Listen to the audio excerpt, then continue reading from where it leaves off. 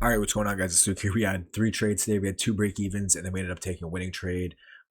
Give me 1 sec. I'll show you guys the executions. Okay, so here was the first break even. I forgot to take the. I thought the arrows were on. I'll have to go back and do that after, but just take my word for it. This was a break even, and then this was the winning trade. So, pretty frustrating. I guess it was a Monday, so I shouldn't have expected clean delivery. But you know what I mean. I thought the setups were fine. Like I liked the trades, and I wish it could have been done earlier in the session. But it ended up.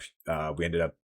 Hitting the W at the end of the day. So coming into the session, I was leaning short term bearish. We had new week opening gap below. We also had an unmitigated 2 hour. We had previous day low, which was also a daily fair value gap, but ES was already leading. So I wanted to see if ES was going to tap the daily fair value gap first, and then maybe we could get a bullish S&T that would send price higher, which is kind of what we end up getting.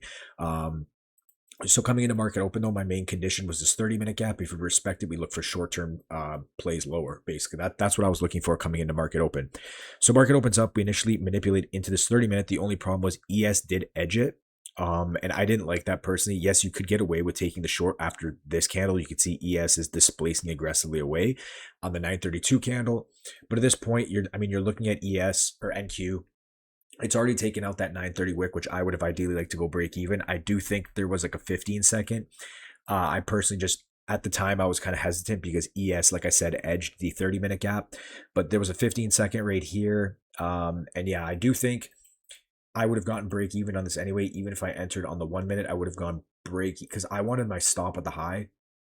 So personally for me, even if I went like this, I would have gone break even, and then I would have been looking for the 1-to-1. So it would have been break even regardless. But then from there, we end up coming down and we end up finally tapping the top of the new week opening gap. We didn't fill it fully at this point. But what I've seen at this point was I didn't really necessarily want longs at this point, but I seen ES giving a nice reaction. We could see ES was now within the daily gap. It had provided a stop hunt for us at 945. We had accumulation. We manipulated down, and you could see ES gave was starting to displace off this daily gap. So I was like, okay, maybe we could get a quick move to the upside here. We also had an internal SMT. We have an external SMT because again, ES came down and has tapped that daily gap. NQ hasn't. And I'm looking here and I'm seeing, okay, maybe we could see a run of this low resistance above. Again, you could see that 945 manipulated down, 10 a.m. or sorry, 945 on ES push price lower. So maybe we could see a quick distribution leg back to the upside. So there's no inversions here. Unless there was this 15 second. I really wasn't looking at that, but I was like, okay, if we get this 30-second CISD, I'll take this trade and I'll see what ES looks like. So as you can see, ES or NQ actually comes back in, respects a 30-second gap. Nice reaction, strong bullish close, giving us a CISD. And if you look at ES, ES is starting to displace aggressively. Again, we have an SMT. ES is delivering out of a daily gap. NQ just tapped the new week opening gap. So I'm saying, okay, maybe we could just see a 1-to-1, see price just flush through all of this.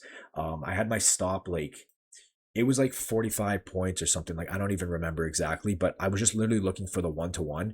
I ended up going break even, thinking we were going to flush right to TP, and we ended up getting break even on that, unfortunately. Now, looking back, I probably could have ran my stop right here. At the time, though, I just ran at the low. I was like, okay, maybe we will just get that push up. But again, I do think this is a good break even regardless. Obviously, I did want to hold through all of this. At this point, we should just flush the TP. It is what it is, though, so we get break even on that. From there, price comes back down. We end up resweeping the low here at 10 a.m. So you can see at this point, 10 a.m. Comes down. We're generating all this liquidity right here. 10 a.m. manipulates lower. So we're expecting potentially maybe an open low high close. At the same time, we see that ES was in a bit of a weird spot right here. It really wasn't showing much distribution, but you could see ES failed to take out these lows. Well, NQ took out the lows, had low resistance above. So I was like, okay, maybe we could see another move back to the upside. I'm going to try this out again if we get some nice displacement here. So again, we already filled that new week opening gap. Again, not fully, but I was looking at this. I'm like, okay, we got an internal sweep right here. We have that external SMT. ES had some relative equal highs above. So I was like, okay, maybe we can see this move higher. 10 a.m. manipulated lower. I want to see a move higher. Again, this is not like a great one, but I don't think it's a bad trade. 30-second CISD. And price starts pushing up here. I went break even. I think on this close right here, yeah, we got to close above the internal high. ES was moving a bit funny here and started to reject, so I just went break even there because I was like, if we get break even, or, like if we fail to push here, we're probably just going to get stopped out. We probably want to fill the rest of the new week opening gap or maybe hit this 2 hour. So went break even right there, and I do think that was a smart break even again because obviously this would have been stopped out. Now from there we get the same remanipulation again. Now there actually was a good earlier entry here and I missed it. There was a 3 minute right here, so you could have taken this 3 minute 1027, expecting 1030 to distribute higher. Um, ES, where was ES at this time? And ES at this point also had an internal sweep and started to displace higher. I don't know. I kind of just missed this one. I do think it was good looking back. This obviously would have played out, could have gone break even here and then targeted up to these highs here. Again, I just personally missed that one. I really wasn't like focused at that point because I just taken 2 break evens.